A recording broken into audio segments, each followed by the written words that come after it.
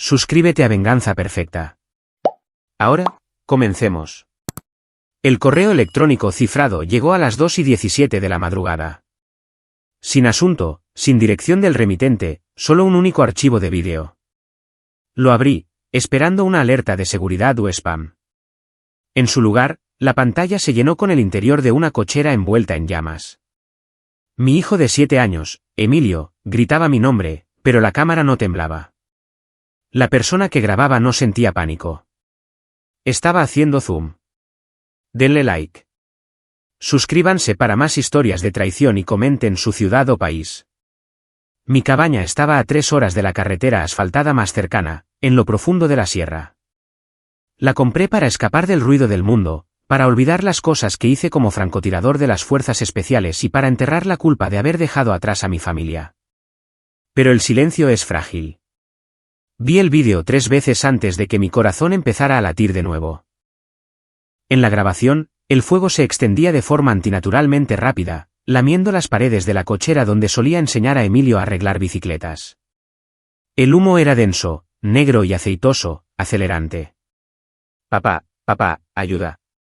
La voz de Emilio se quebró a través de las bocinas, aguda y aterrorizada. Estaba golpeando la pequeña ventana, con la cara manchada de hollín. Cualquier padre normal se habría derrumbado. Cualquier hombre normal habría lanzado la laptop contra la pared y gritado hasta que le sangrara la garganta. Pero yo no grité. Mi entrenamiento tomó el control. La parte de mí que creía muerta, el operador, el cazador, despertó al instante. Forcé a mi mano a dejar de temblar y pausé el vídeo en la marca 12 y 14. Miré fijamente el borde del encuadre. La cámara estaba estable, demasiado estable. Alguien la sostenía con ambas manos, encuadrando la toma para capturar perfectamente el terror de Emilio. No intentaban salvarlo. Ni siquiera intentaban apagar el fuego. Entonces lo oí.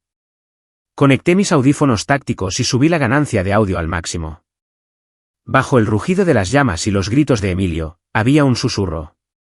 Era débil, apenas audible, pero mis oídos sabían separar la señal del ruido.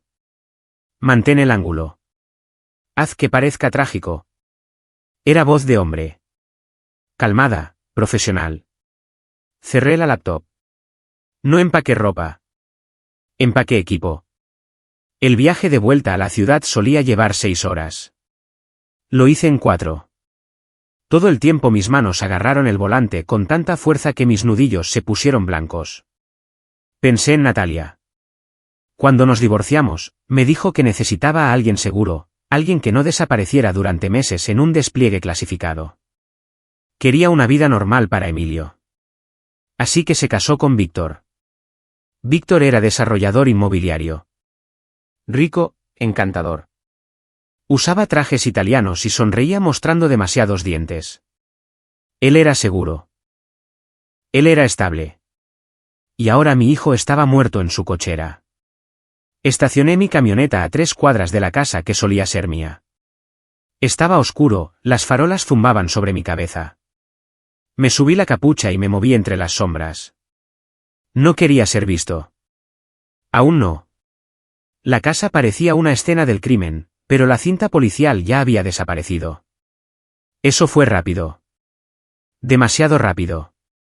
Un incendio fatal suele mantener una escena cerrada durante días. Trepé al roble del vecino, un punto de ventaja que había usado hace años para revisar el techo en busca de goteras. Desde aquí, tenía una línea de visión directa a la ventana de la sala. Estaban allí. Natalia estaba sentada en el sofá mirando a la pared. Parecía más delgada de lo que recordaba.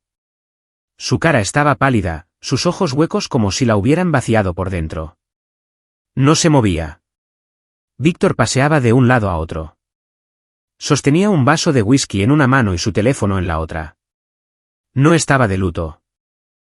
Estaba trabajando. Levanté mis binoculares compactos y enfoqué su cara. Parecía molesto.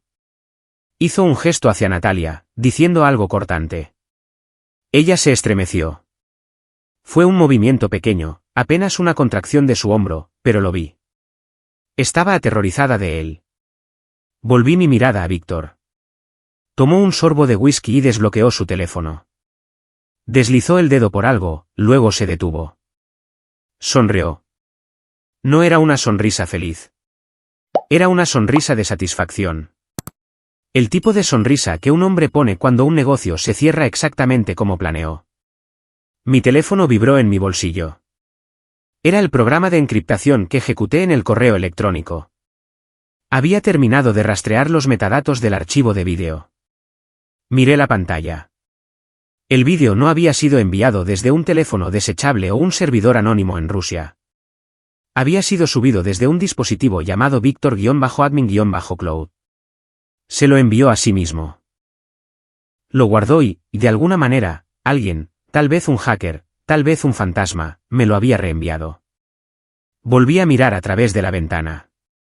Víctor caminó hacia Natalia y le puso una mano en el hombro. Para un extraño, parecía reconfortante. A través de mis binoculares, vi sus dedos clavarse en su clavícula. Se inclinó y le susurró algo al oído. Natalia cerró los ojos, dejando escapar lágrimas, pero asintió. Le estaba obedeciendo. Bajé los binoculares. El dolor finalmente me golpeó, agudo y frío, pero lo empujé hacia el fondo de mi estómago. Lloraría a Emilio más tarde. Lloraría por mi chico cuando el trabajo estuviera hecho. Ahora mismo, había un objetivo en esa sala. Metí la mano en mi bolsa y saqué un micrófono parabólico. Necesitaba oír lo que decían. Apunté el plato al cristal de la ventana, esperando que las vibraciones transportaran sus voces. La estática siseó en mi oído, luego se aclaró. El ajustador del seguro viene mañana a las 9. La voz de Víctor llegó a través del aparato. Pequeña pero clara. Tienes que recomponerte, Nat. Si estropeas esto, lo perdemos todo. Era mi bebé, sollozó Natalia. Su voz sonaba rota, irregular. Era un activo, espetó Víctor. Y ahora se ha ido. No arruines el pago o juro por Dios que el próximo incendio no será un accidente. Me congelé. El próximo incendio. Grabé el fragmento de audio y lo guardé. Mi dedo se mantuvo sobre el gatillo de mi rifle, pero no disparé. Una bala era demasiado fácil. Una bala sería misericordia. Víctor no merecía misericordia. Merecía ser desmantelado pieza por pieza. Lo vi caminar hacia la ventana y mirar hacia la oscuridad. Miró justo al árbol donde yo estaba escondido, pero no podía verme. Los hombres como Víctor no creían en monstruos en la oscuridad. No sabían que la parca ya estaba en su jardín. Empaqué mi equipo en silencio. Necesitaba una base de operaciones. Necesitaba información y necesitaba saber exactamente cómo quemó a mi hijo vivo sin ser atrapado. Mientras bajaba, revisé el correo electrónico una última vez. Quería ver la marca de tiempo de nuevo, y fue entonces cuando lo vi. Un detalle que perdí la primera vez debido al shock. Al final del vídeo, durante una fracción de segundo antes de que el archivo cortara a negro, la cámara hizo un barrido hacia el suelo. Había un zapato visible cerca del fuego, un zapato de vestir pulido de alta gama, pero no tenía hollín. El zapato estaba limpio. Me di cuenta entonces de que el incendio en el vídeo no estaba descontrolado. Estaba contenido. Mi hijo no solo fue asesinado. Era parte de un escenario. El funeral se celebró un martes por la mañana bajo un cielo que parecía hierro magullado. No llevé traje negro. No me paré junto a la tumba para tirar un puñado de tierra sobre el ataúd que supuestamente contenía las cenizas de mi hijo. En su lugar, me tumbé boca abajo en el techo plano de un cobertizo de mantenimiento a 400 yardas de distancia, mirando a través de un catalejo Leopold Mark V. La lluvia había comenzado a caer, una llovizna fría y miserable que hacía resbaladizas las tejas del techo. Pero no me moví. Mi temperatura corporal bajó, mi respiración se ralentizó y me convertí en parte de la arquitectura. Esto no era un funeral. Era una rueda de prensa. Víctor había organizado un perímetro mediático. Conté 3 camionetas de noticias aparcadas fuera de las puertas del panteón. Cámaras con teleobjetivos estaban posadas como buitres, esperando la toma de la familia afligida.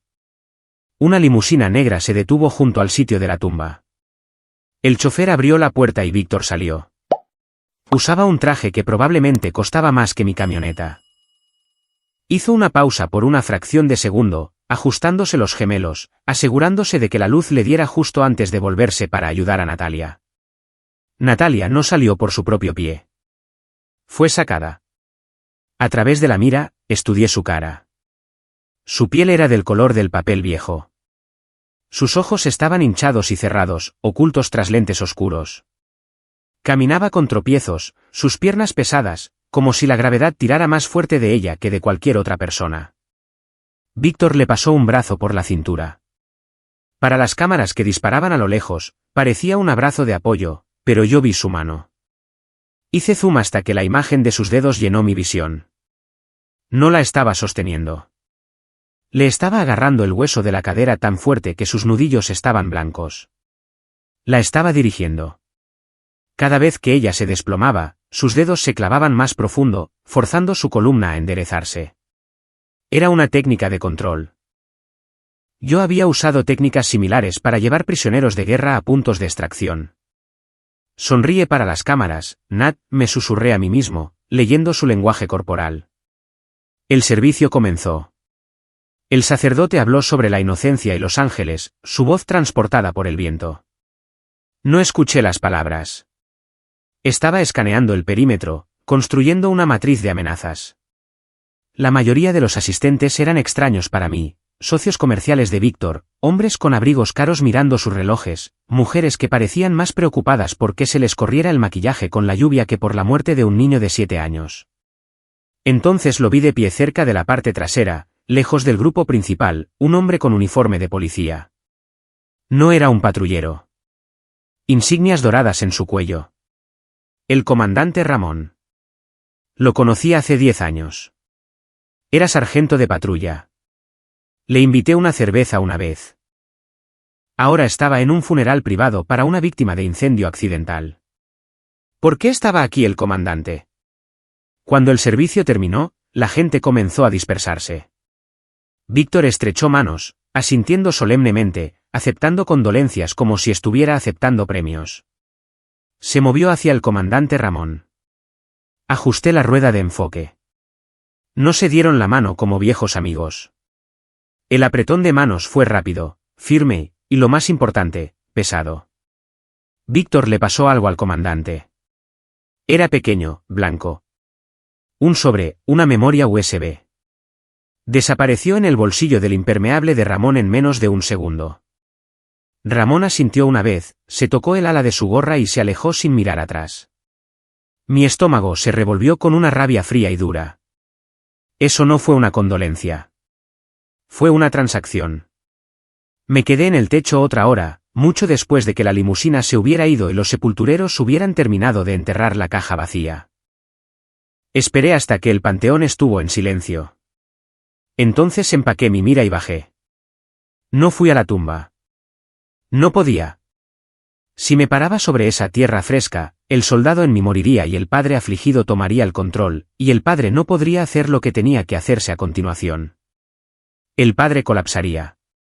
El soldado necesitaba trabajar. Manejé hasta un motel en las afueras de la ciudad, un lugar con letreros de neón parpadeantes y política de solo efectivo. Configuré mi laptop en el escritorio manchado y me conecté a la dark web a través de un servidor enrutado. Necesitaba saber por qué la investigación policial había terminado antes incluso de comenzar. Inicié sesión en un foro seguro que no había usado desde mi baja. Escribí un solo mensaje a un usuario con el alias sombra-actual. Necesito ojos en el caso 4922. Estado de la policía de la ciudad y oficial registrado. Esperé. La lluvia golpeaba contra la ventana del motel. Limpié mi arma secundaria, una SIG P226. Desmontándola y volviéndola a montar a ciegas. El clic mecánico de la corredera de acero era lo único que me mantenía con los pies en la tierra. 20 minutos después, la pantalla parpadeó. Sombra-actual era Bruno. Era exinteligencia, el tipo de persona que podía encontrar una aguja en un pajar y luego decirte quién fabricó el acero para la aguja. Apareció una transferencia de archivo. Lo abrí. Era un escaneo del reporte policial del incendio. Me desplacé hasta el final, mis ojos escaneando la conclusión oficial.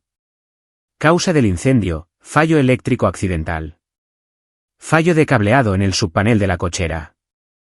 Estado del caso, cerrado. Pruebas, destruidas. Autopsia no concluyente debido al daño térmico. Restos entregados a los familiares más cercanos. Cerrado. El incendio ocurrió hace 48 horas. Una investigación de incendio fatal lleva semanas. Forenses, perros detectores de acelerantes, ingenieros eléctricos. Lleva tiempo descartar un incendio provocado. Pero este archivo había sido firmado, sellado y cerrado en menos de un día. Y la firma al final del reporte no era del jefe de bomberos. Estaba refrendada por el comandante Ramón. Mi teléfono vibró en el escritorio. Un mensaje de texto de un número desconocido. Era Bruno. No indagues en esto, Adrián. La orden de cerrar el archivo no vino de la comisaría. Vino de la oficina del alcalde. Borraron los registros del servidor hace una hora. Si no hubiera capturado esta captura de pantalla, no existiría. Miré la pantalla brillante. Víctor no solo tenía a la policía en el bolsillo. Tenía a la ciudad. Había borrado el asesinato de mi hijo con un plumazo y un cheque. Me levanté y caminé hacia la ventana, mirando a través de las persianas al estacionamiento mojado. Pensé en el sobre que Víctor le entregó al comandante. Pensé en el zapato limpio en el vídeo. Pensaban que habían enterrado la verdad. Pensaban que el papeleo era el final. Pero olvidaron una cosa. El papeleo no detiene una bala. Agarré un marcador y pegué la foto de Víctor del funeral, la que había tomado a través de la mira, en el espejo del motel. Dibujé un círculo rojo alrededor de su cara sonriente. Luego dibujé un signo de interrogación al lado. ¿Por qué? ¿Por qué llegar a estos extremos? ¿Por qué escenificar un incendio falso? ¿Por qué sobornar al comandante? Si solo quería matar a Emilio para herir a Natalia, había formas más fáciles. Esto no era un crimen pasional. Esto era un movimiento de negocios, e iba a auditar los libros. El rastro del dinero siempre es el testigo más ruidoso en la habitación. Solo tienes que saber cómo escucharlo. Pasé las siguientes 48 horas subsistiendo a base de café negro y rabia. Mientras Víctor probablemente jugaba al padrastro afligido en almuerzos benéficos, yo estaba pelando las capas de su vida financiera. No fue difícil. Los hombres como Víctor piensan que son intocables, así que se vuelven perezosos. Usan sus nombres reales en cuentas offshore. Usan las mismas contraseñas para sus correos electrónicos que para sus puertas de seguridad. Me senté en la habitación del motel, el brillo de la laptop iluminando el papel tapiz barato y descarapelado. Había burlado su firewall usando una herramienta de desencriptación por fuerza bruta que Bruno me había enviado hace años. Era ilegal, altamente rastreable si no tenías cuidado, y exactamente el tipo de cosa que me enviaría a un penal federal. No me importaba. Estaba dentro del almacenamiento en la nube privado de Víctor. Busqué en carpetas llamadas refugio fiscal, propiedades y renovaciones. Aburrido, mundano. Entonces encontré una carpeta enterrada dentro de un subdirectorio de una empresa fantasma llamada Grupo Apex. La carpeta se llamaba Liquidación de Activos E. Mi corazón martilleó contra mis costillas. Emilio. La abrí. Había documentos PDF dentro. Escaneos de pólizas de seguro. Hice clic en el primero. Era una póliza de seguro de vida entera juvenil, del tipo que los padres ricos compran para sus hijos como inversión. Pero la cantidad de cobertura no era normal, 40 millones de pesos. Y la fecha de la modificación de la póliza, 3 semanas atrás. Me desplacé hasta la sección de beneficiarios. No era Natalia. Era Víctor Valdés, fideicomisario. Me sentí enfermo. El tipo de náusea que viene de darse cuenta de que el mal no siempre es un monstruo con garras. A veces es una firma en una línea de puntos. Había apostado contra la vida de mi hijo. Había finalizado la cantidad del pago antes incluso de que ocurriera el accidente. Pero el fraude de seguros es común. Es sucio, pero es común. Lo que encontré a continuación no lo era. En la misma carpeta, había un hilo de correo electrónico con un hombre llamado Julián. El asunto eran legalidades de la ausencia. Abrí el hilo y leí el último correo de Julián. Víctor, la póliza requiere un certificado de defunción dentro de los 30 días para agilizar la reclamación. Si el cuerpo está demasiado dañado para el ADN, necesitamos la declaración jurada del jefe de bomberos inmediatamente. No dejes que la investigación se alargue.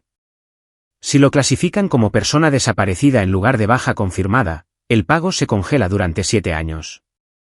Asegúrate de que los restos sean aceptados por el forense. Restos. La palabra flotaba en la pantalla como un fantasma. Julián lo sabía. Sabía que el cuerpo en la cochera, fuera lo que fuera, era solo un accesorio para satisfacer el papeleo. Estaba entrenando a Víctor sobre cómo navegar la definición legal de muerte. Busqué a Julián. Julián Torres, un abogado defensor de alto nivel con una oficina en el distrito financiero y reputación de hacer desaparecer problemas. No era solo un abogado, era el arquitecto. Necesitaba acercarme. El reconocimiento digital estaba hecho.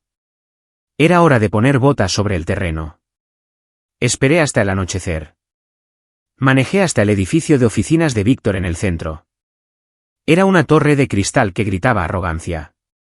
La empresa de Víctor, desarrolladora Valdés, ocupaba los 3 últimos pisos. La seguridad era estricta pero predecible. Acceso con tarjeta, guardias rotativos, cámaras en los elevadores.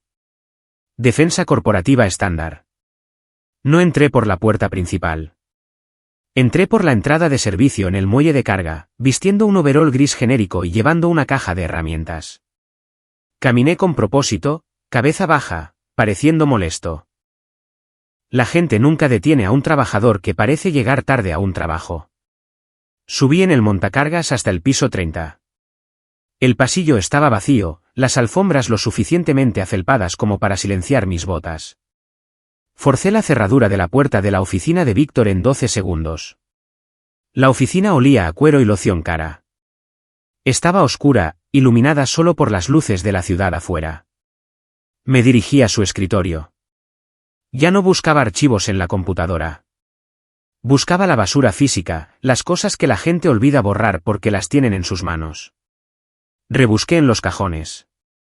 Nada. Revisé el contenedor de la trituradora. Vacío.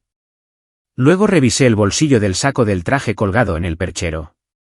Había dejado un saco allí, probablemente uno de repuesto.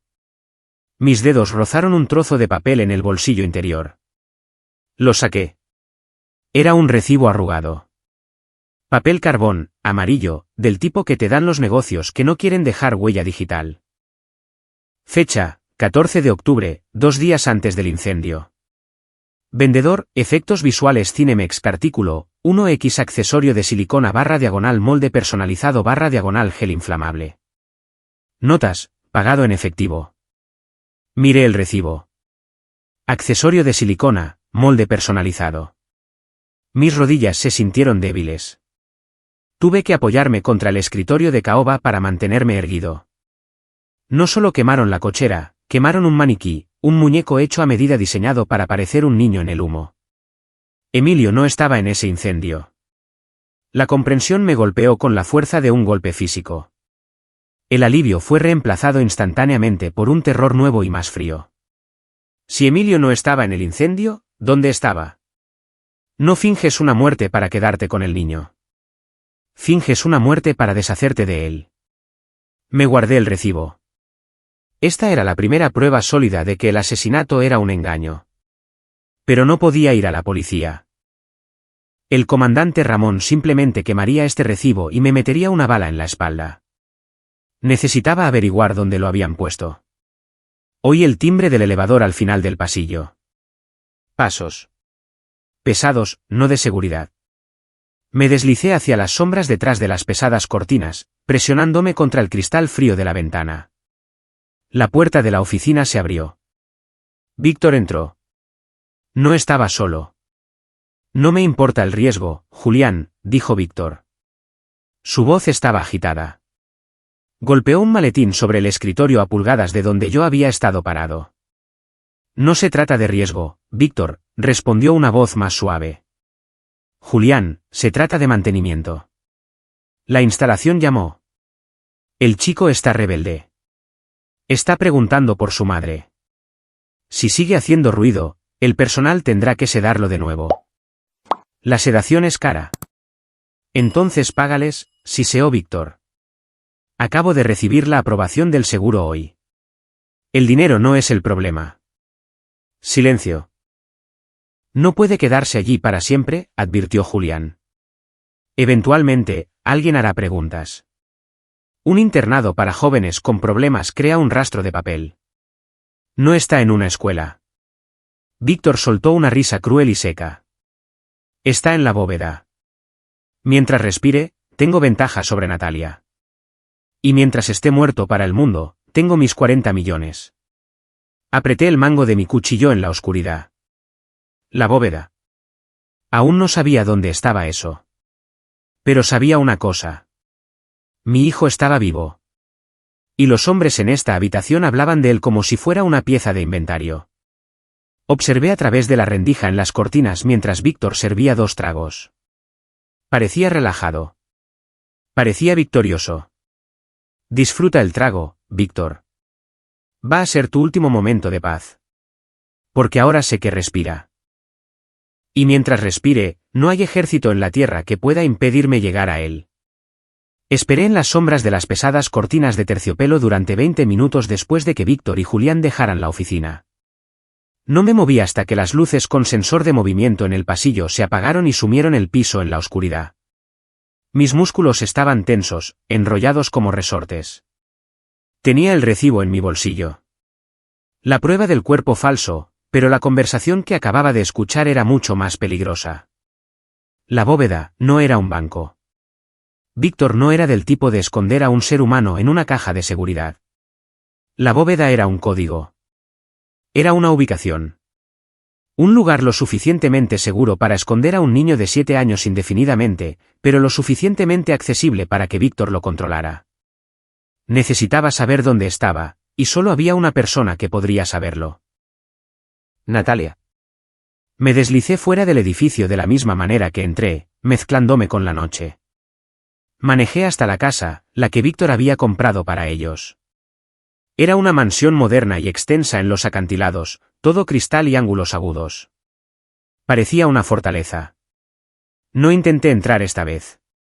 La seguridad perimetral estaba mejorada. Vi nuevas cámaras infrarrojas escaneando el jardín. En su lugar, recuperé el micrófono parabólico de mi camioneta.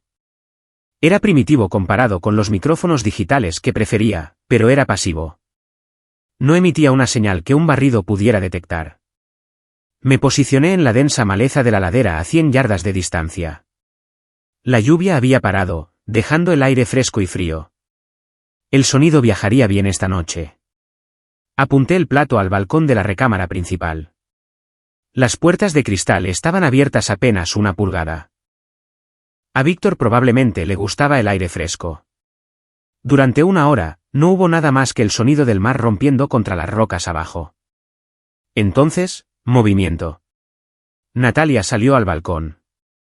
Llevaba una bata de seda, envolviéndosela fuerte como si se estuviera congelando. No fumaba. No bebía. Solo estaba allí de pie agarrando el barandal, mirando hacia el agua negra. Un momento después, Víctor salió detrás de ella. Ajusté la ganancia del micrófono.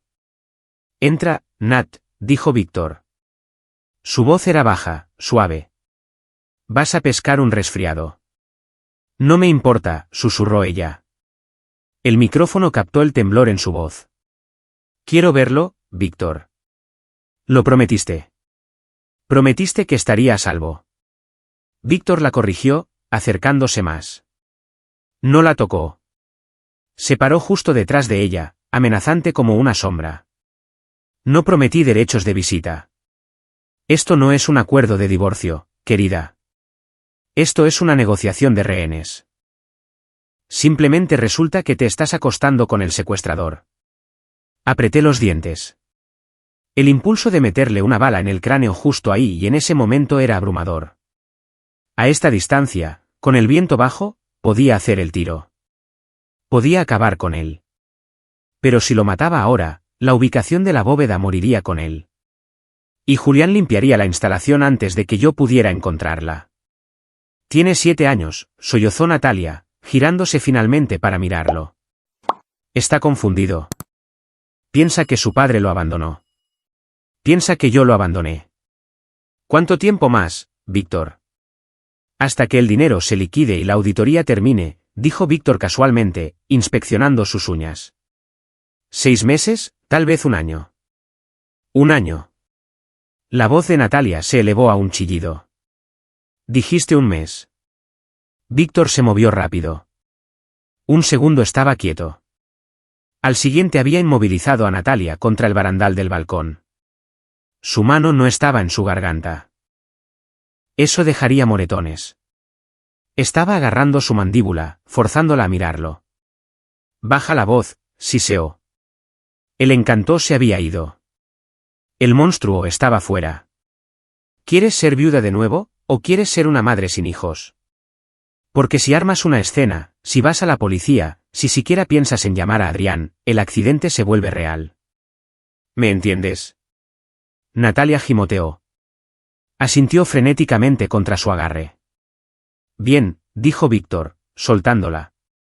Alisó la solapa de su bata, un gesto enfermo y posesivo. Ahora ven a la cama. Tenemos una gala benéfica mañana. Necesitas parecer descansada. Se volvió y entró. Natalia se quedó en el balcón otro minuto. Se limpió la cara, su cuerpo temblaba. Miró hacia el océano una última vez, y vi sus labios moverse. El micrófono no lo captó, pero soy francotirador. Puedo leer los labios a 1 milla de distancia. Lo siento, Adrián. Ella lo sabía. Sabía que yo vendría a buscarlo. Sabía que sospecharía. Pero estaba paralizada por el miedo. Víctor había convertido su amor por Emilio en un arma contra ella. La había convencido de que el silencio era lo único que mantenía vivo a nuestro hijo. Ella no era una cómplice. Era una prisionera en una jaula dorada. Bajé el micrófono. Mi evaluación había cambiado. No podía usar a Natalia como un activo todavía. Estaba demasiado inestable, demasiado aterrorizada.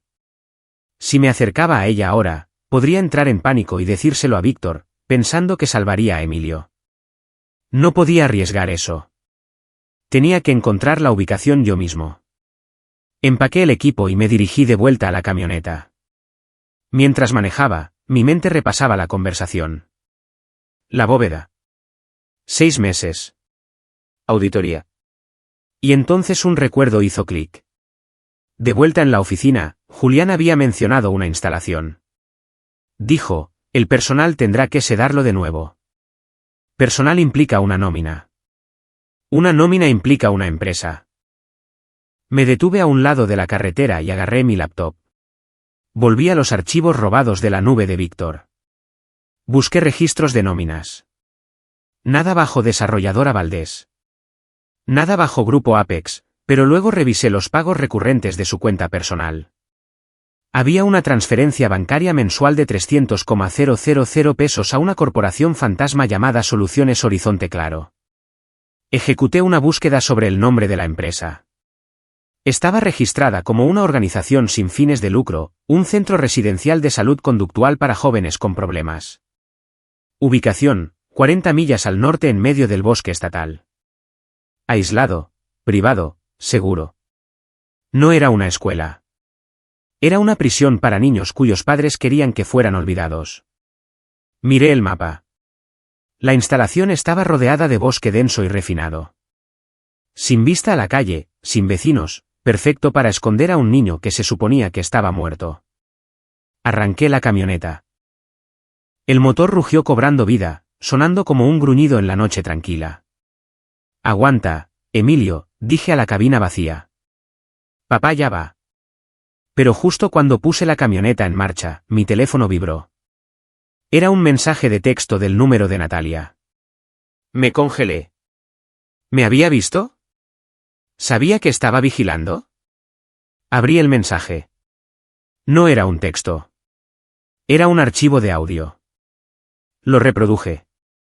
Era una grabación de Emilio. Su voz era diminuta, aturdida, como si estuviera drogado.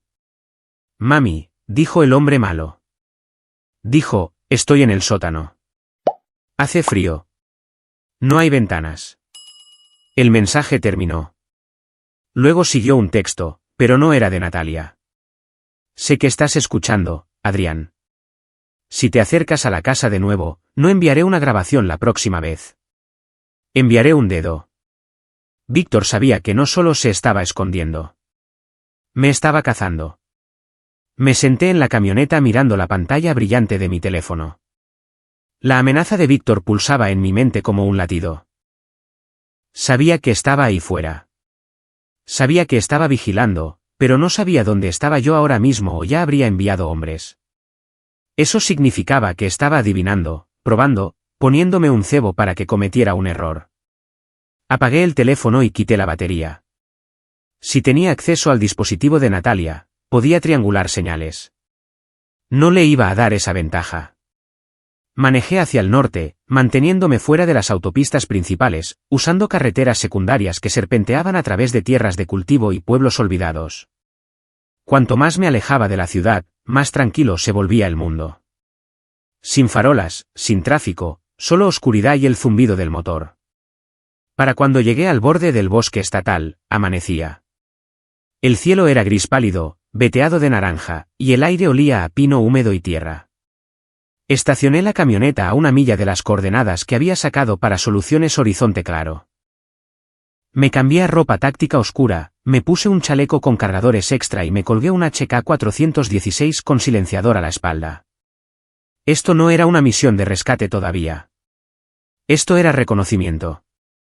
Necesitaba confirmar que Emilio estaba dentro antes de hacer mi movimiento. La instalación estaba al final de un camino de acceso de grava oculto tras una cerca de malla ciclónica rematada con alambre de púas. Había una caseta de vigilancia en la entrada, sin personal a esta hora. Más allá de la puerta, un edificio de bloques de cemento de 2 pisos se alzaba como un búnker. Sin ventanas en la planta baja. Pequeñas rendijas de vidrio reforzado en la segunda. Parecía menos una escuela y más un corral de contención. Rodeé el perímetro a través de la línea de árboles, moviéndome en silencio, escaneando en busca de cámaras y sensores de movimiento. Había 4 cámaras montadas en las esquinas del edificio, pero eran modelos de posición fija, baratas, predecibles. Me mantuve en sus puntos ciegos. En la parte trasera del edificio, había una entrada de entrega, una puerta de acero con una cerradura de teclado. Me agaché en la maleza y observé. A las 7 horas, una camioneta van se detuvo, blanca, sin marcas. El chofer salió. Un hombre corpulento en uniforme médico. Introdujo un código en el teclado. 4-7-2-9. La puerta zumbó e hizo clic al abrirse. Sacó cajas de suministros, comida, equipo médico. Hizo 3 viajes, manteniendo la puerta abierta con una cuña. En su 4.º viaje, me moví. Me deslicé dentro mientras estaba de espaldas, presionándome plano contra la pared interior. El pasillo era estéril, iluminado con fluorescentes, oliendo a cloro y aire viciado. Oí voces resonando desde algún lugar más profundo en el edificio. Me moví por el pasillo, arma levantada, ojos escaneando cada puerta.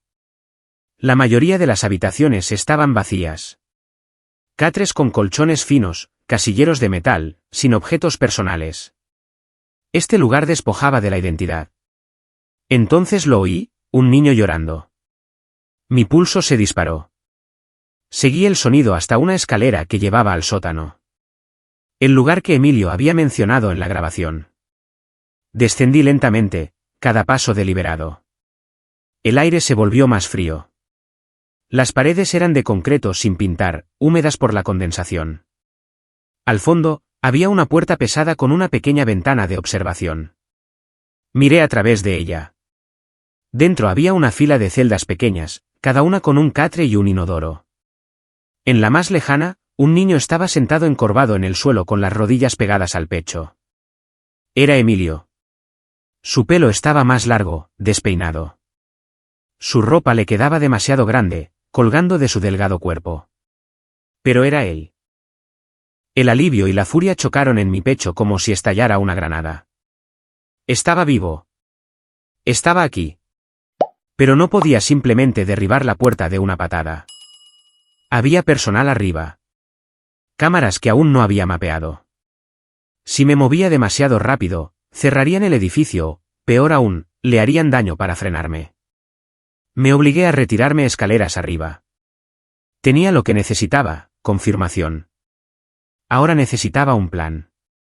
Salí del edificio de la misma manera que entré. Deslizándome de vuelta al bosque antes de que el chofer del reparto terminara de descargar. De vuelta en la camioneta, saqué una libreta táctica y dibujé el plano de la instalación de memoria. Marqué las rotaciones de los guardias, los ángulos de las cámaras, los puntos de entrada y la ubicación de la celda de Emilio.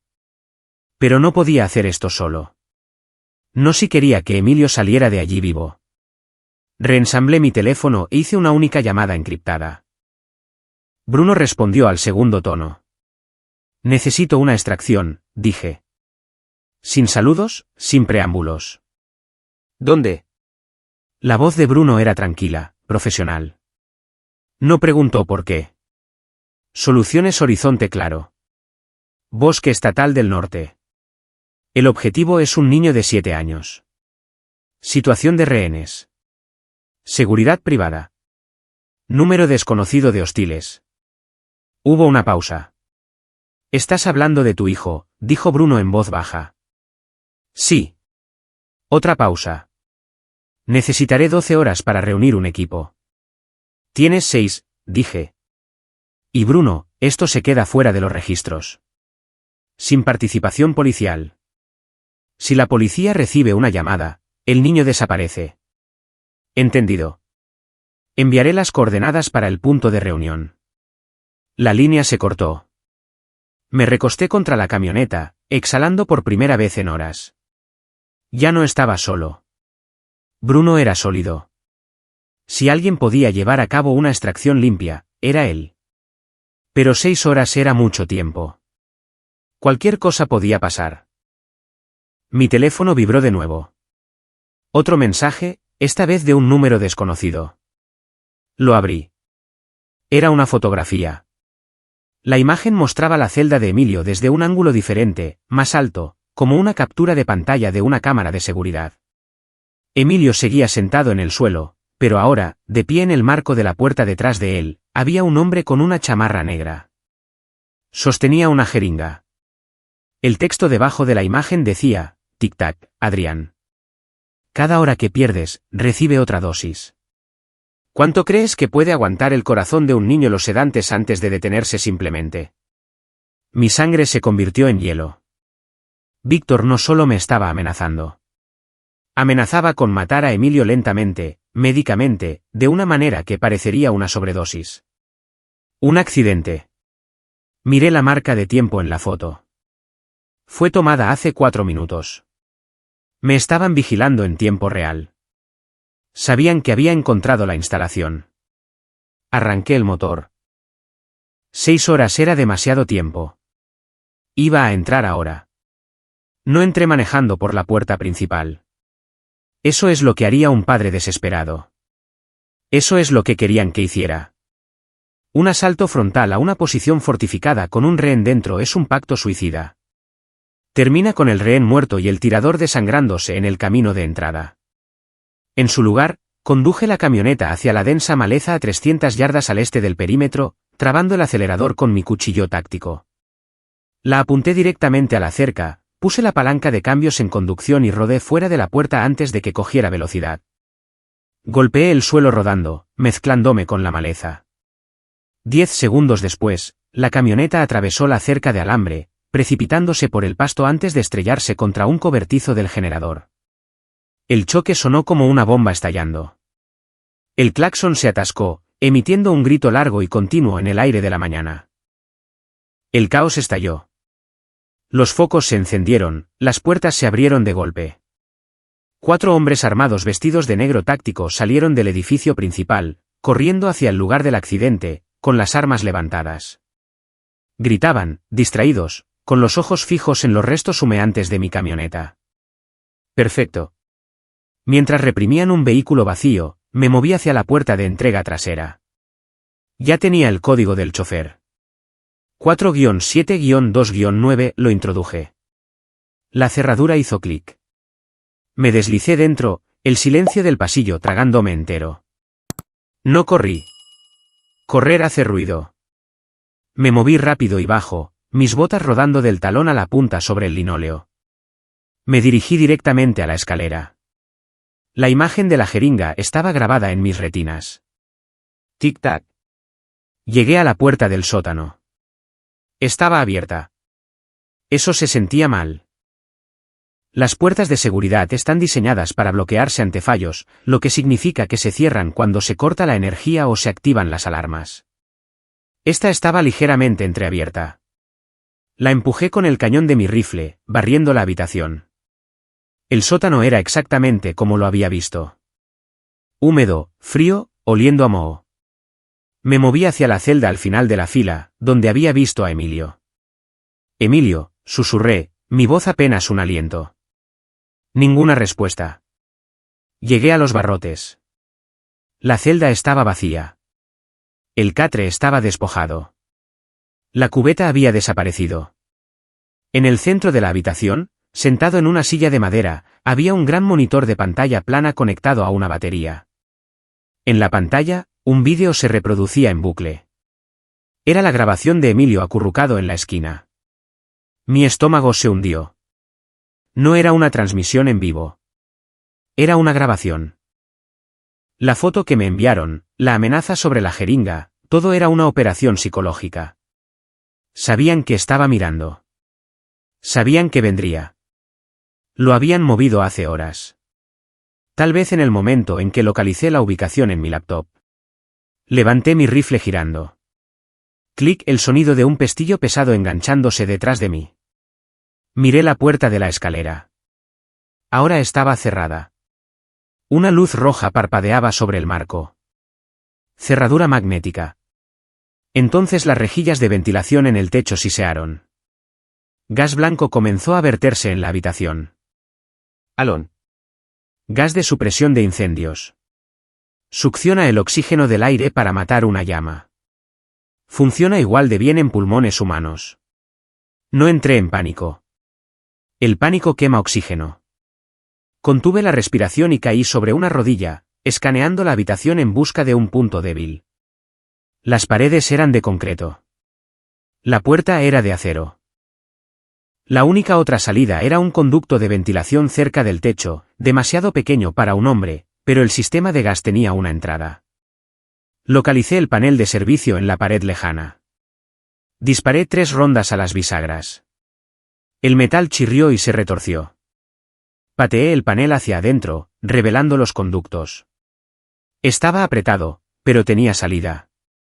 Me colgué el rifle y me metí en el pozo, arrastrándome sobre mis codos. El espacio era claustrofóbico, oscuro y lleno de polvo. Mis pulmones gritaban por aire, mi visión comenzaba a cerrarse en túnel. Podía oír el zumbido de los extractores más adelante.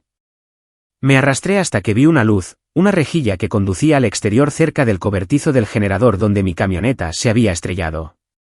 Pateé la rejilla. No se movió. Saqué mi arma secundaria, presioné la boca contra el mecanismo de cierre y disparé. La rejilla cayó haciendo ruido en la hierba. Salí rodando al aire libre, jadeando, tosiendo hasta que me dolieron las costillas. Me arrastré hacia los arbustos justo cuando unas botas crujieron en la grava cercana. Despliegue de gas confirmado, dijo una voz. El objetivo debería estar inconsciente en 2 minutos. El jefe lo quiere vivo para interrogarlo. Me congelé. 2 hombres estaban parados a 10 pies de distancia, mirando la salida de ventilación. No estaban mirando hacia la hierba. No tenía tiempo para recuperarme. Necesitaba información. Necesitaba saber a dónde se llevaron a mi hijo. Surgí del suelo, agarrando al hombre más cercano por su chaleco y golpeándolo contra la pared de ladrillo. Antes de que su compañero pudiera levantar su rifle, le golpeé con la pistola en la sien. Cayó como una piedra. Me volví hacia el primer hombre, inmovilizando su antebrazo contra la pared con la punta de mi cuchillo. ¿Dónde está el niño?, gruñí, con la voz ronca por el gas. Los ojos del hombre estaban muy abiertos, aterrorizados. Solo era un mercenario, un contratista de seguridad privada que pensaba que esto era un cheque fácil. No estaba listo para un operador de las fuerzas especiales que acababa de salir de una tumba. No lo sé, tartamudeó. Lo movieron. El traje. Julián, él se lo llevó. ¿Se lo llevó a dónde? Presioné la punta del cuchillo en la tela de su chaleco lo suficiente para dejarle sentir el acero. El aeródromo, gritó. Hangar privado. Municipio del Oeste. Lo están sacando en avión. Víctor dijo que va a mover el activo al extranjero. ¿Al extranjero? Si metían a Emilio en un avión, se había ido. Aguas internacionales, países sin extradición. Nunca lo encontraría. ¿Cuándo sale el avión? Mediodía. El plan de vuelo está archivado para el mediodía. Miré mi reloj. 11:15 de la mañana. Tenía 45 minutos para cruzar 30 millas de mala carretera, irrumpir en un aeródromo y detener el despegue de un jet. Dejé inconsciente al hombre con un golpe rápido en la mandíbula y lo dejé desplomado junto a su compañero. No tenía vehículo. Mi camioneta era un naufragio humeante. Miré la camioneta de seguridad aparcada cerca de la entrada, la que habían usado los mercenarios. Corrí hacia ella, ignorando el ardor en mis pulmones. El juego había cambiado. Ya no era un rescate. Era una intercepción. La camioneta de seguridad era una Ford Transit, inestable y con poca potencia, pero la manejé como si fuera un auto de rally. Mantuve el pedal pegado al suelo, zigzagueando entre el tráfico en la carretera de 2 carriles, saltándome semáforos en rojo y obligando a los sedanes que venían de frente a irse al acotamiento. 11:32 de la mañana. Quedaban 28 minutos. Llamé a Bruno por el sistema manos libres. Necesito ojos en el aeródromo del Poniente, grité sobre el rugido del motor. Hangar privado. Busca un plan de vuelo archivado bajo Apexo Valdés. Las teclas del teclado repiquetearon al otro lado.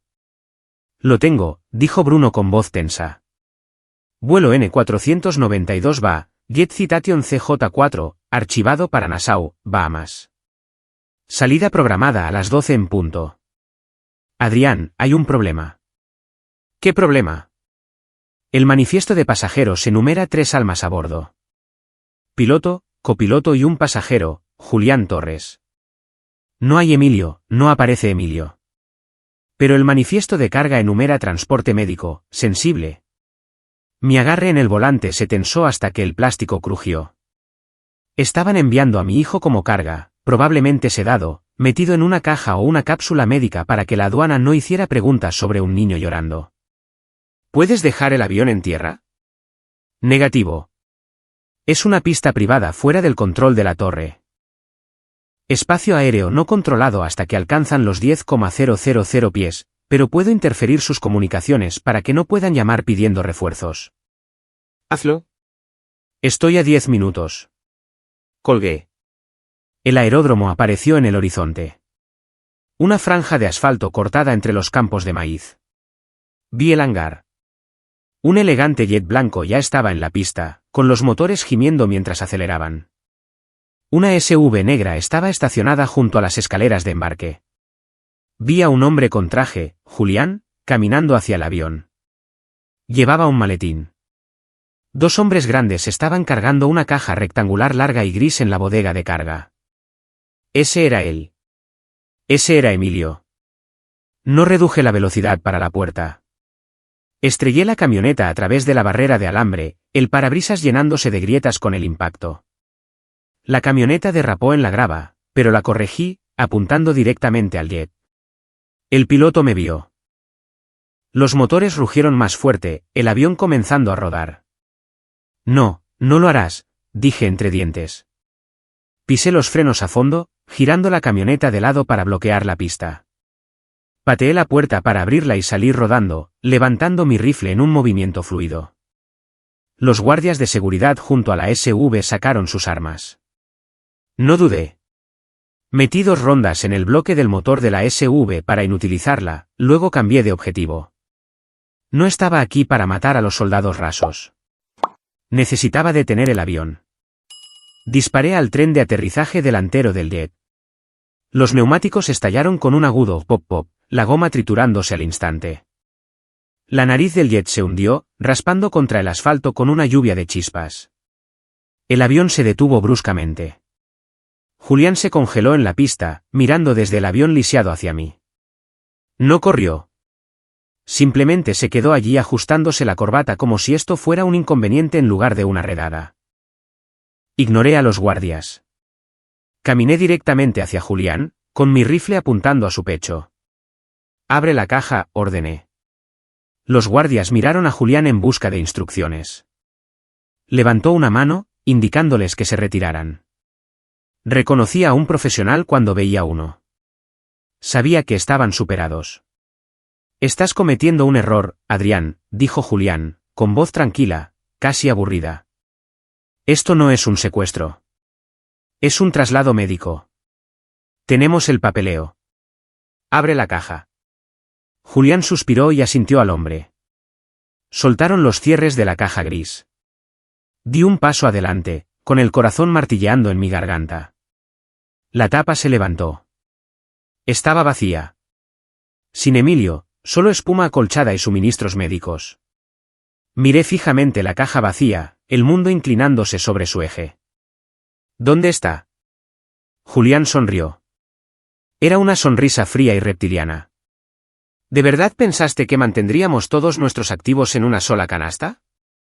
Este vuelo era un señuelo, Adrián. Un conejo para que el sabueso lo persiga. ¿Dónde está? Me acerqué más, clavando el cañón del rifle bajo la barbilla de Julián. No está aquí, susurró Julián, con los ojos brillando. Está con la única persona a la que no dispararás. Mi teléfono vibró. Lo saqué con mi mano izquierda, manteniendo el rifle clavado en la garganta de Julián. Era una videollamada en vivo de Natalia. La acepté. La pantalla mostraba a Natalia sentada en su sala. Estaba llorando, temblando incontrolablemente. Adrián, sollozó. Lo siento mucho. La cámara hizo un barrido. Sentado a su lado en el sofá estaba Víctor. Tenía un brazo alrededor de sus hombros y en su regazo estaba sentado Emilio. Mi hijo parecía despierto ahora, pero aturdido. Aferraba un coche de juguete, luciendo aterrorizado. Hola, Adrián, dijo Víctor suavemente a la cámara. Buen trabajo en el aeródromo. Julián me dice que causaste un buen lío. Déjalos ir, Víctor, dije, con la voz temblando de rabia reprimida. Oh, no los estoy reteniendo, rió Víctor. Somos una familia.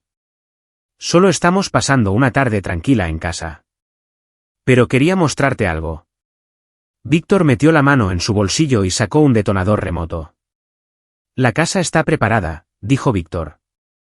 Tubería principal de gas. Cargas de C4 en los pilares de soporte. Si te acercas a menos de 1 milla de esta propiedad o si aparece la policía, clic. Imitó una explosión con su mano. Tráeme a Julián, ordenó Víctor. Trae la laptop con los archivos que robaste. Ven solo, desarmado. Entra por la puerta principal y tal vez, solo tal vez, deje ir al niño. La llamada terminó. Miré a Julián. Parecía engreído. Pensaba que había ganado. Pensaba que estaba en jaque mate. Parece que eres mi transporte. Julián sonrió con suficiencia, alcanzando la manija de la puerta de la SUV. Bajé mi rifle. Sí, dije suavemente. Soy tu transporte. Le golpeé con la pistola tan fuerte en la cara que sus lentes se hicieron añicos. Se desplomó en la pista. No iba a entrar en la trampa de Víctor desarmado. Iba a entrar con la única ventaja que me quedaba. Agarré a Julián por el cuello y lo arrastré hacia la camioneta. Bruno, dije en mis audífonos. Necesito los esquemas de la casa de Víctor, específicamente las líneas de gas. En ello, respondió Bruno. ¿Cuál es el plan? No voy a desactivar la bomba, dije, atando las manos de Julián al volante con cinchos. Voy a asegurarme de que Víctor sea el único que arda. El viaje de vuelta a la ciudad fue un borrón de rabia calculada. Julián estaba consciente en el asiento del copiloto, sangrando por la nariz, pero en silencio. Sabía que era mejor no hablar.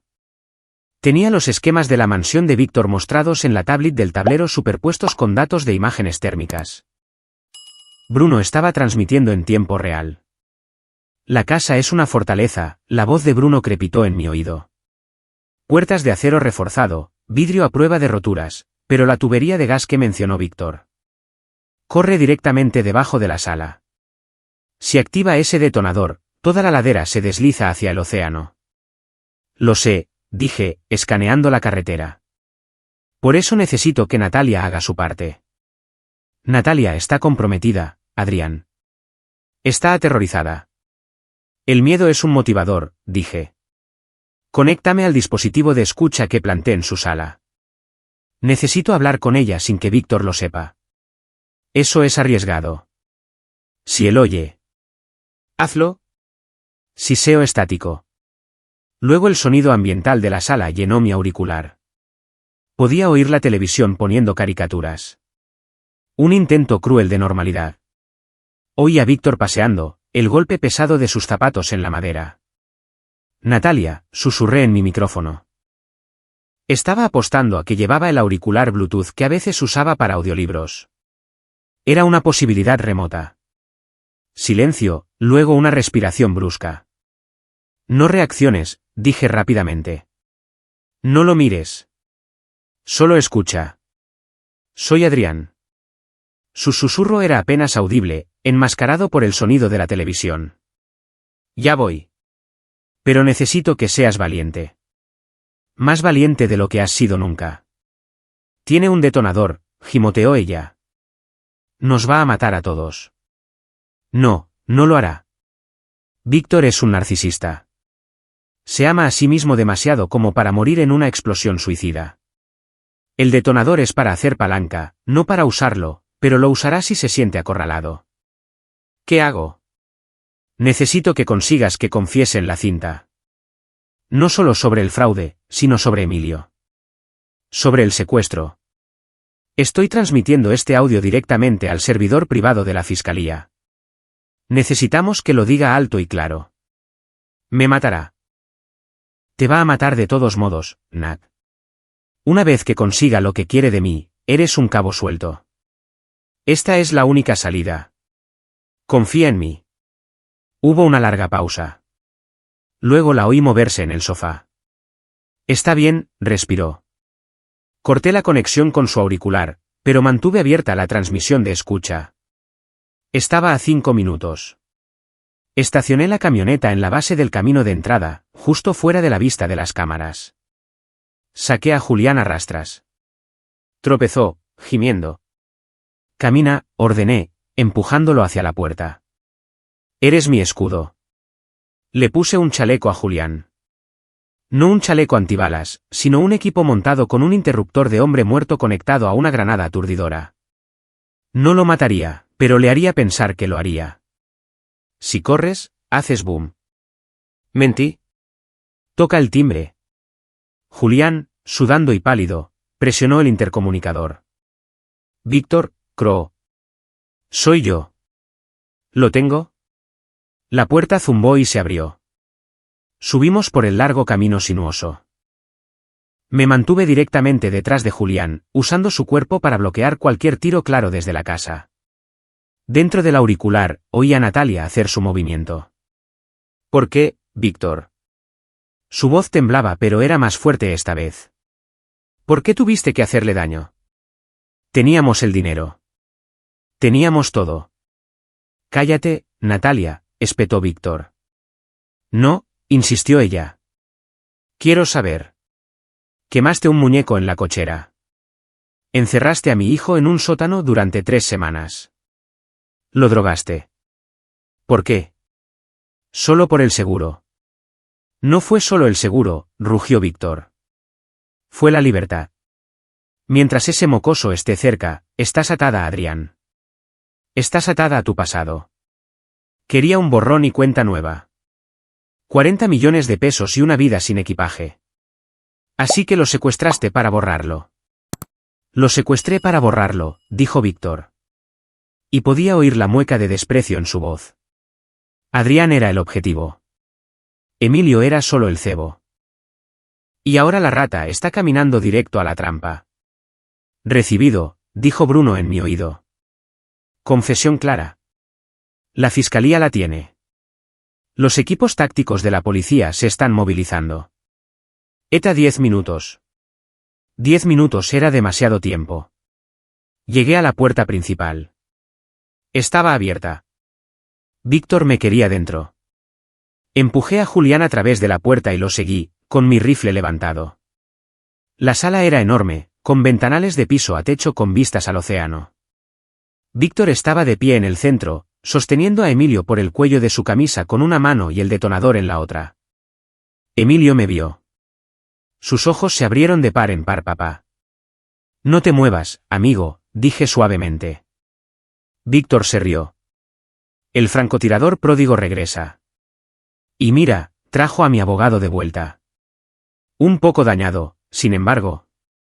Se acabó, Víctor, dije, entrando en la habitación. La policía oyó todo. Están en camino. Que vengan, se burló Víctor, levantando el pulgar sobre el detonador. Volaré este acantilado al mar antes de que rompan la puerta. No, no lo harás, dije, bajando mi rifle ligeramente. Porque eres un hombre de negocios, Víctor, y el suicidio es una mala inversión. Ponme a prueba. No tengo que hacerlo. Le hice una señal a Natalia con un movimiento sutil de cabeza. No dudó. Agarró un pesado jarrón de cristal de la mesa de centro y lo estrelló contra el lado de la rodilla de Víctor. No fue un golpe letal, pero fue suficiente. Víctor aulló de dolor, su pierna cediendo, su agarre sobre Emilio aflojándose. «¡Corre, Emilio!», grité. Emilio se alejó gateando, zambulléndose detrás del sofá. Víctor gruñó, levantando el detonador. Tu __. Presionó el botón. Clic, no pasó nada. Víctor miró el dispositivo en su mano. Confundido. Lo presionó de nuevo. Clic, clic. ¿Buscas esto? La voz de Bruno salió a través de los altavoces de la casa. Había hackeado el sistema de sonido. Inhibidor de señal activado, Víctor. Frecuencia RF bloqueada. Tu juguete está muerto. Levanté mi rifle. Y tú también, dije. Víctor soltó el control remoto inútil y alcanzó una pistola metida en su cintura. Nunca despejó la funda. Disparé un solo tiro, no para matar. La bala golpeó su hombro derecho, haciéndolo girar y dejándolo caer al suelo. Gritó, agarrándose su brazo destrozado. Me acerqué, apartando el arma de una patada. Puse una bota en su pecho, presionando fuerte. Eso fue por la cochera, dije. Julián intentó correr hacia la puerta, pero activé la granada aturdidora de su chaleco. Detonó con un estallido ensordecedor, cegándolo y tumbándolo. Natalia sostenía a Emilio, sollozando en su cabello. Los miré. Estaban a salvo. Las sirenas aullaban en la distancia, haciéndose más fuertes. Miré a Víctor, que sangraba y gimoteaba en su alfombra cara. Querías borrar a mi familia, susurré, inclinándome. Ahora vas a pasar el resto de tu vida en una jaula, recordando que fallaste. Descargué su arma y la tiré a un lado. La guerra había terminado. El alivio duró exactamente 45 segundos. Eso es lo que tardó el equipo de reacción inmediata en romper las puertas principales. No entraron haciendo preguntas. Entraron con linternas cegándonos, escudos arriba y rifles gritando por objetivos. Suelten el arma. Manos en el aire. Háganlo ahora. No discutí. Coloqué mi HK-416 en el suelo, lo aparté de una patada y entrelacé mis dedos detrás de mi cabeza. Bajé a mis rodillas lentamente. Era un operador de las fuerzas especiales. Conocía el procedimiento. Si hacía un movimiento repentino, me convertirían en una coladera. No le disparen, gritó Natalia, apretando a Emilio contra su pecho. Él nos salvó. A los oficiales no les importó. Dos de ellos se abalanzaron sobre mí, golpeando mi cara contra el suelo de madera. El acero frío de las esposas mordió mis muñecas. Al otro lado de la habitación, los paramédicos ya estaban trabajando en Víctor. Cortaron su camisa para taponar la herida del hombro. Estaba pálido, sudando, su traje caro arruinado por su propia sangre.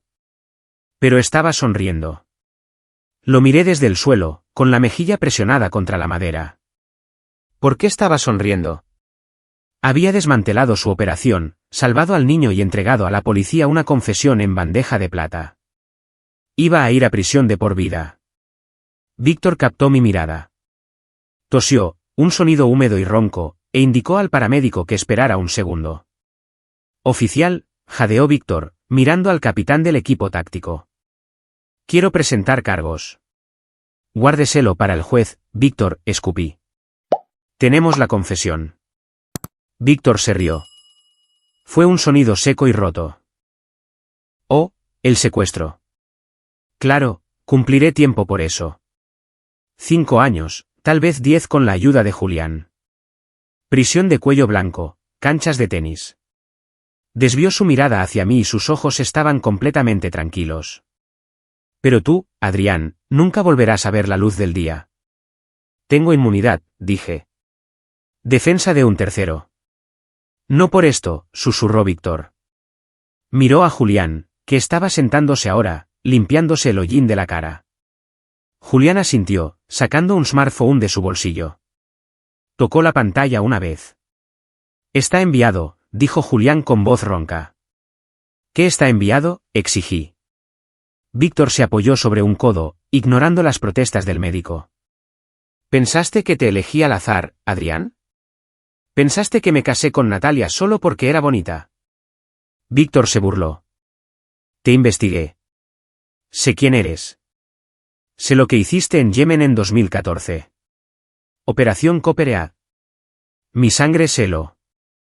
Copperead era una misión de libro negro. Extraoficial, ilegal. Si ese archivo se abría, no sería solo un consejo de guerra. Sería un juicio internacional. Encontré los archivos clasificados, siseó Víctor. Las bajas civiles, los ataques no autorizados, las cosas que tu gobierno enterró profundamente. Ese archivo está sellado, dije, mi voz apenas un susurro. Ya no, sonrió Víctor, con los dientes manchados de rojo. Julián acaba de enviar por correo electrónico el dossier completo sin censura a Reforma, El Universal, solo por diversión, a la Embajada de Irán. La habitación pareció inclinarse. Estás mintiendo. Revisa las noticias en 1 hora. Víctor dijo, soy un criminal, seguro, pero tú eres un criminal de guerra, y una vez que eso llegue a los cables, el gobierno no te dejará tener la custodia ni de un pez de colores, y mucho menos de un niño. Te enterrarán en un agujero tan profundo que ni Dios te encontrará. El capitán se tocó el auricular. Escuchó por un momento, su rostro endureciéndose. Me miró. La mirada ya no era de agresión. Era de precaución. La central acaba de marcar su identificación, murmuró el capitán a su teniente. Retención federal. La Sedena acaba de tomar jurisdicción. Era verdad. El sistema ya me había marcado. Víctor apoyó la cabeza en el suelo, cerrando los ojos mientras la morfina hacía efecto. Ganaste la batalla, soldado, murmuró Víctor. Pero acabo de quemar todo tu mundo. Disfruta de la jaula. Los oficiales me pusieron en pie. Papá, gritó Emilio, tratando de correr hacia mí. Natalia lo agarró, reteniéndolo. Me miró, con los ojos muy abiertos por la confusión y el miedo. Había oído lo que dijo Víctor. Criminal de guerra. Bajas civiles.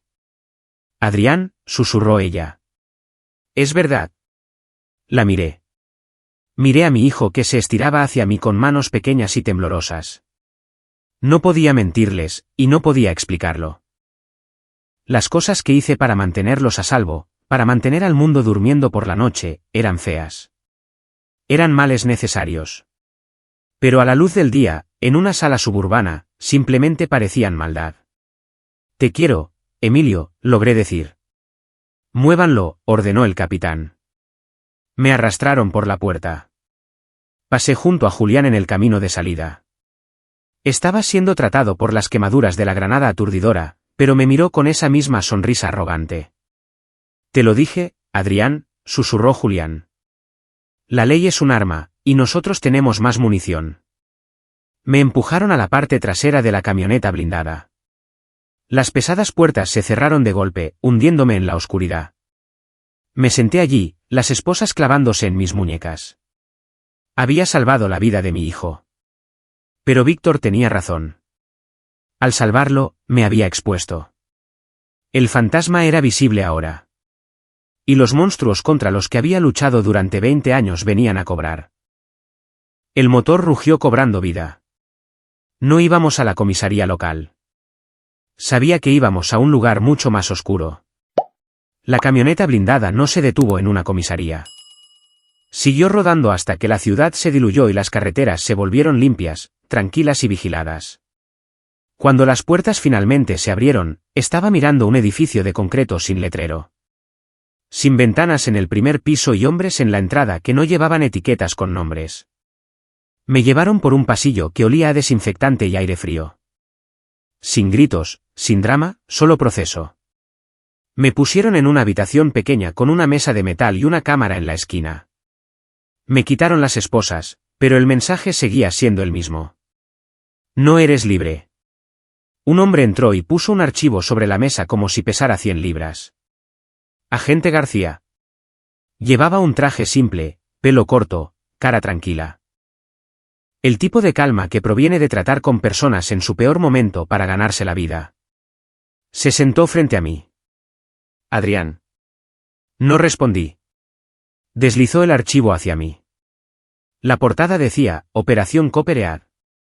Ya sabes lo que Víctor y Julián intentaron hacer, dijo García. Intentaron hacerte radioactivo.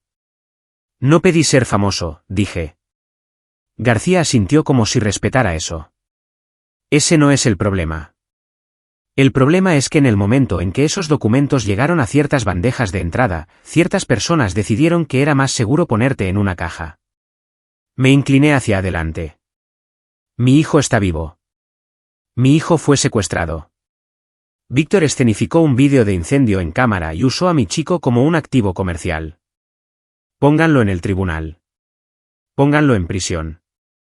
Esa es la única caja que importa. García me observó durante un largo momento.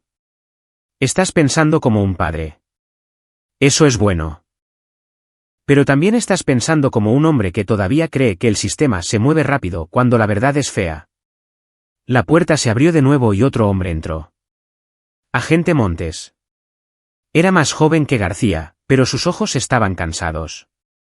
Llevaba una tablet y una pila de fotos impresas. Montes dejó la tablet y la giró hacia mí. Tenemos tu grabación de confesión de Víctor gracias a Natalia. Tenemos fraude financiero.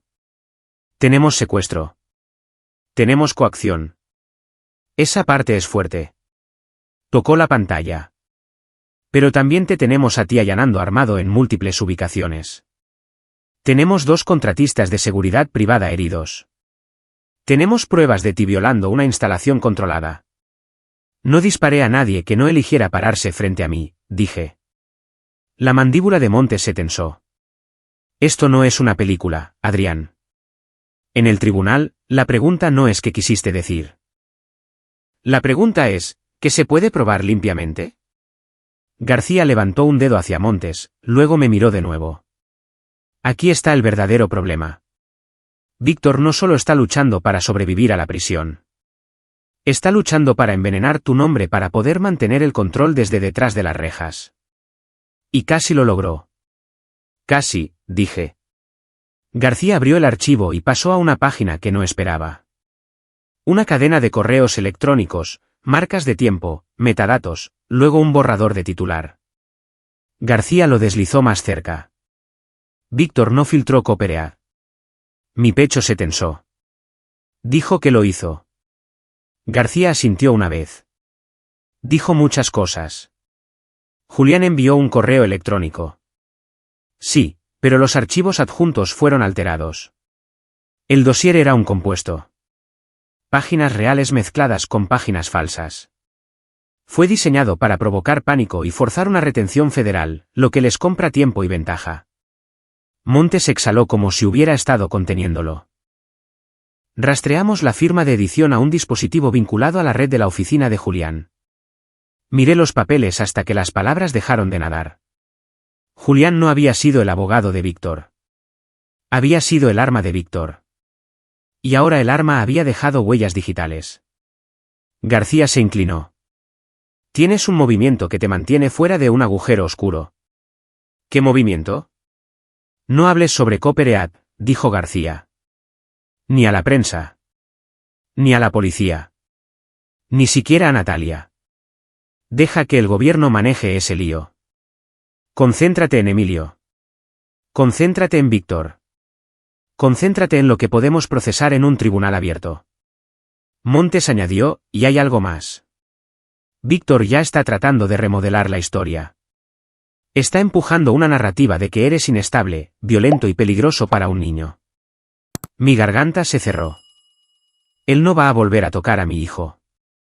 La voz de García se suavizó solo un poco. Entonces haz esto limpio.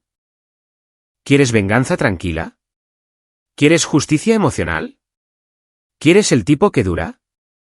Deja que Víctor hable bajo juramento. A la mañana siguiente, me trasladaron a una entrada del tribunal que nunca había visto antes, por un pasillo reservado para personas que el público no debe ver. Cuando entré en la sala, el aire se sentía más pesado que cualquier campo de batalla.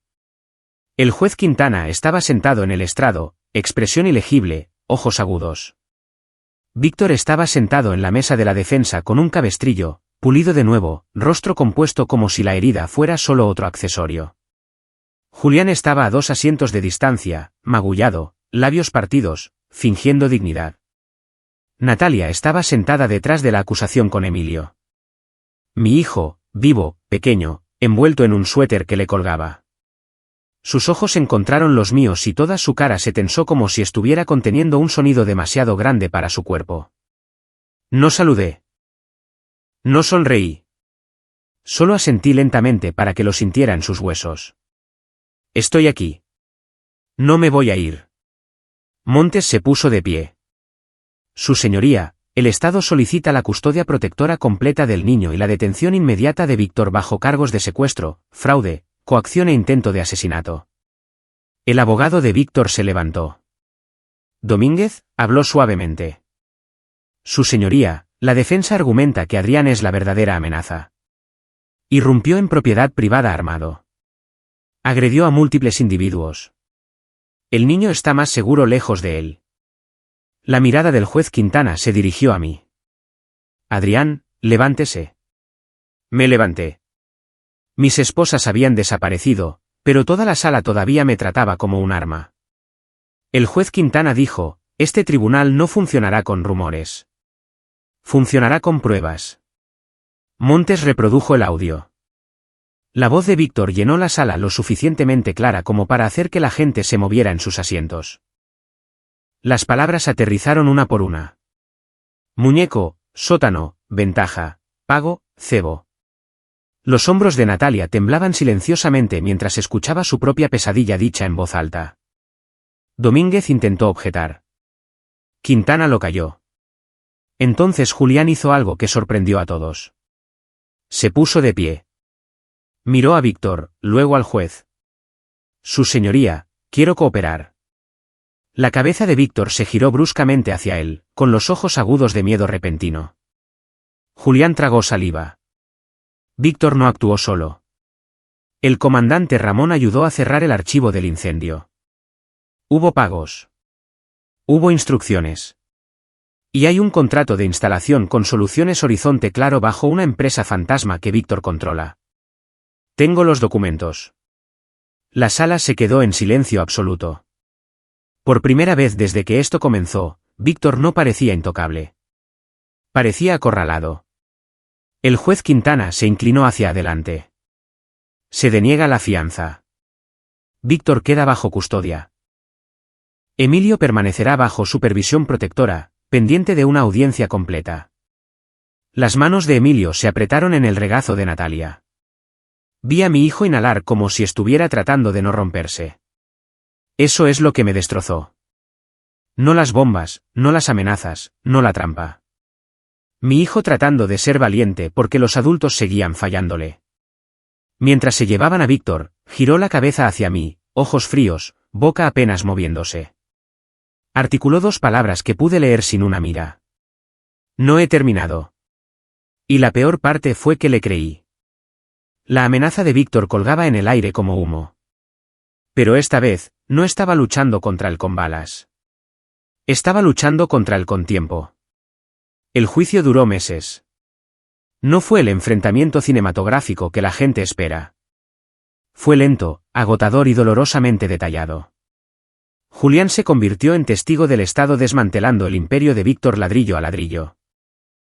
Cada transacción fraudulenta, cada soborno al comandante, cada empresa fantasma utilizada para lavar el dinero del seguro, todo fue expuesto bajo luces fluorescentes. Natalia testificó durante 3 días. No miró a Víctor ni una vez.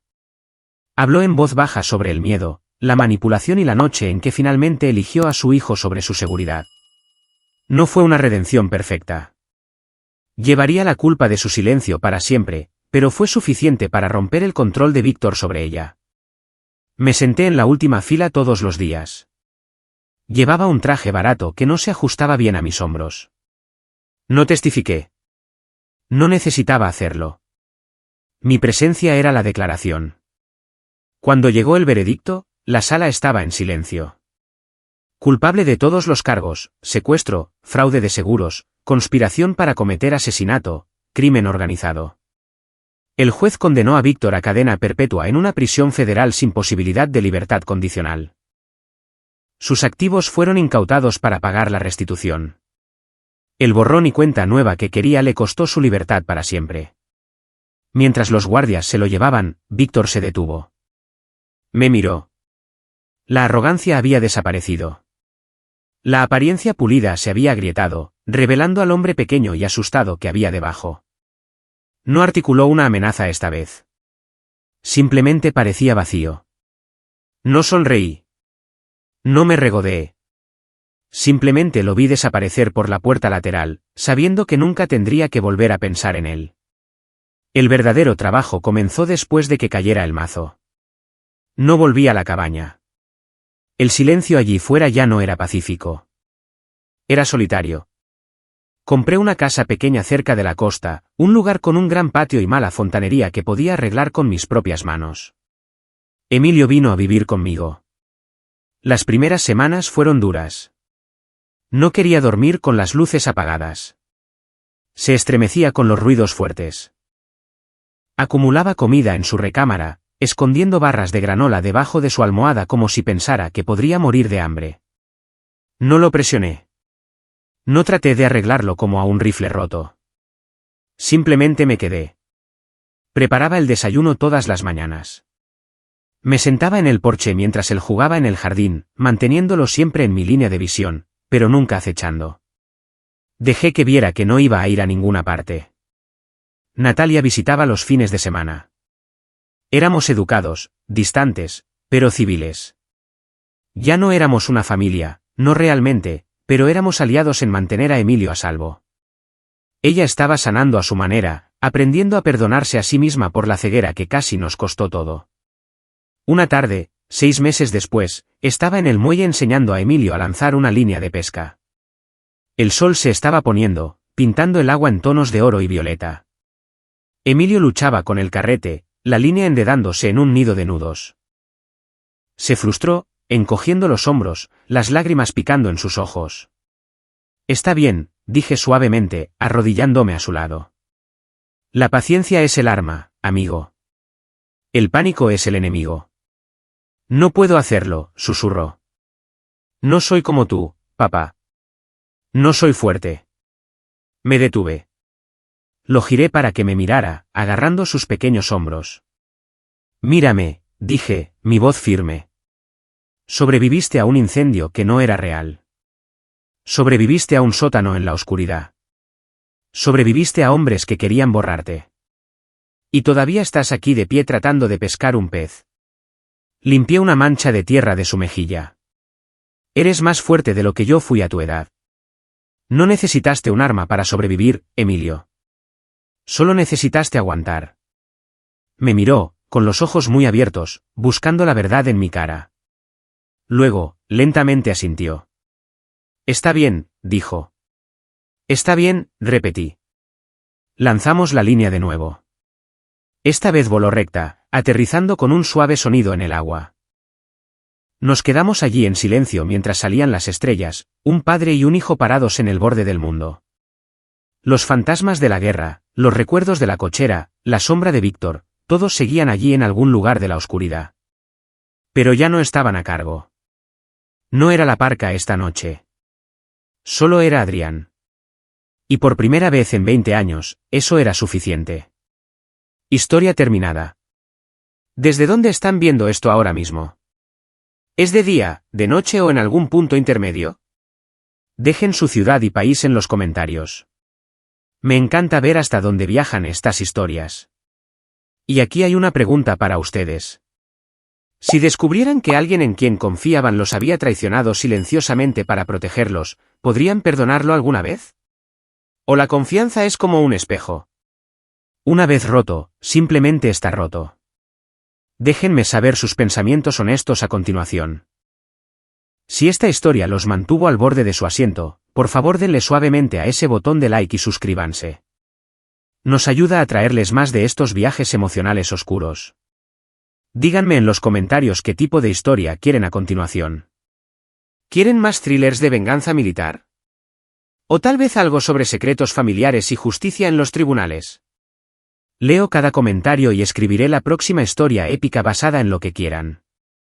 Hasta entonces, manténganse a salvo, vigilen sus espaldas, y los veré en la próxima.